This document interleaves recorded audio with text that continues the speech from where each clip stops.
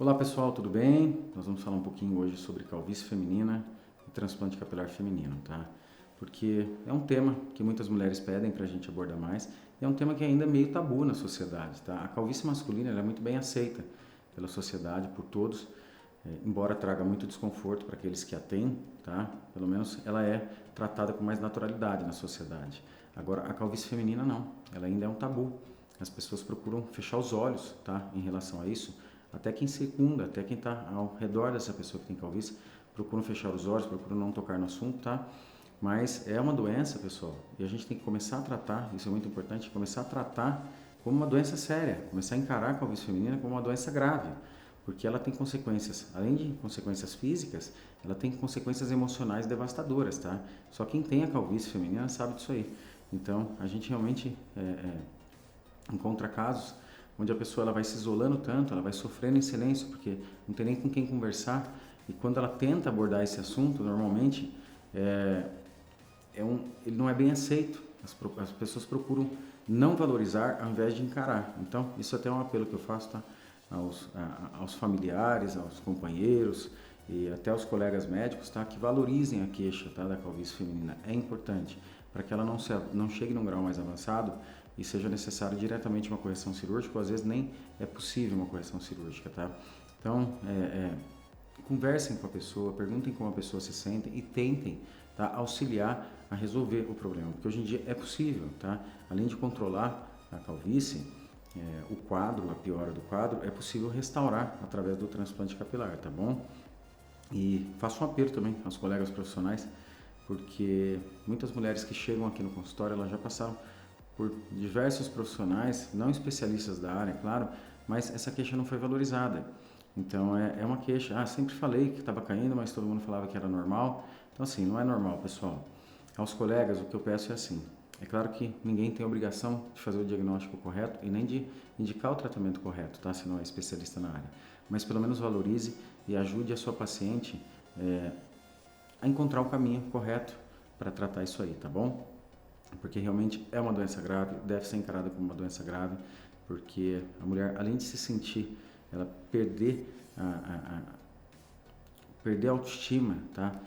Não se sentir mais bela, isso pode prejudicar nas relações familiares, nas relações profissionais e em outras relações, tá? Consequências psicológicas devastadoras. Então, eu vou mostrar esse caso aqui para vocês, para exemplificar como a gente faz o transplante, porque muitas mulheres se preocupam, vai ter que raspar a cabeça, como raspa no caso dos homens. Não, não vai ter que raspar a cabeça, tá? Totalmente. A gente raspa pequenas áreas, tá? Que depois elas se revertem totalmente, tá? Então, esse aqui é um caso grau 2, tá? Só para a gente exemplificar, vamos dividir em 3 graus, grau 1, grau 2 e grau 3. Grau 1 é mais aquele corredorzinho que começa a aparecer, tá? Aquela linhazinha branca que começa a aparecer. E a mulher continua tendo queda e atrofia de fios, tá? Normalmente, nesses casos, o tratamento clínico, que é o tratamento medicamentoso, já é suficiente, tá? Tanto para impedir a progressão, quanto para trazer uma certa reversão do quadro, tá? Então, é confortável tratar nesses casos. O grau 2, que é esse caso aqui que vocês estão vendo, já apresenta áreas maiores de rarefação, tá? E pode ser indicado ou não tratamento cirúrgico, depende muito da paciente, tá? Se aquela atual situação já é desconfortável, já traz insatisfação, o tratamento é cirúrgico. Se aquela atual situação ainda é cômoda, tá? É só o tratamento medicamentoso. E o grau 3, que é aquela calvície mais difusa, bem mais aberta, tá? Que realmente o tratamento cirúrgico é necessário, tá? Quando se tem uma boa área doadora. Lembrando que em todos os graus de calvície, tá? Além do tratamento cirúrgico, nos graus indicados, o tratamento medicamentoso ele é extremamente necessário, tá? Porque é ele que vai impedir a progressão, tá bom? Então, mostrando para vocês um pouquinho aqui, esse caso é uma perda da massa capilar mais focalizada na região frontal, que é o pior dos casos, tá? Porque a mulher não consegue fazer mais penteado. E aqui eu vou mostrar como que a gente prepara a área doadora, tá? Como não precisa raspar em tudo, fica muito fácil da mulher voltar a ter um convívio social muito rápido, tá bom?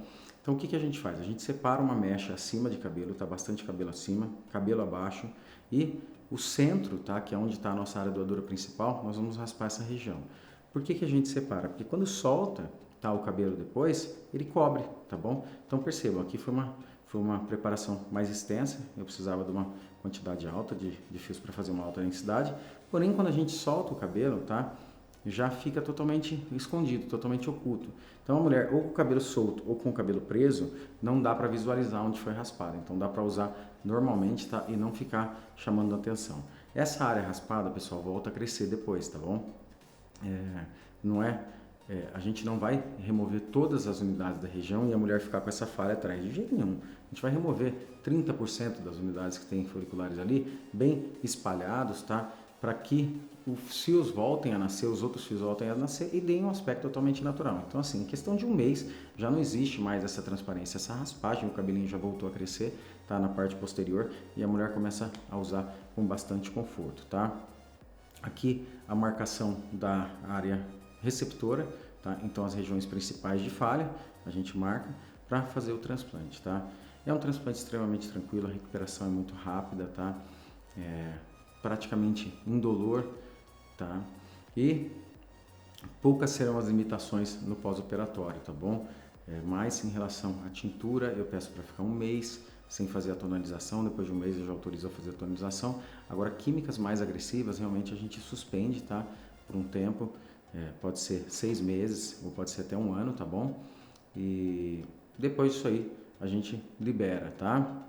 Espero ter esclarecido aí, ajudado com as informações, tá?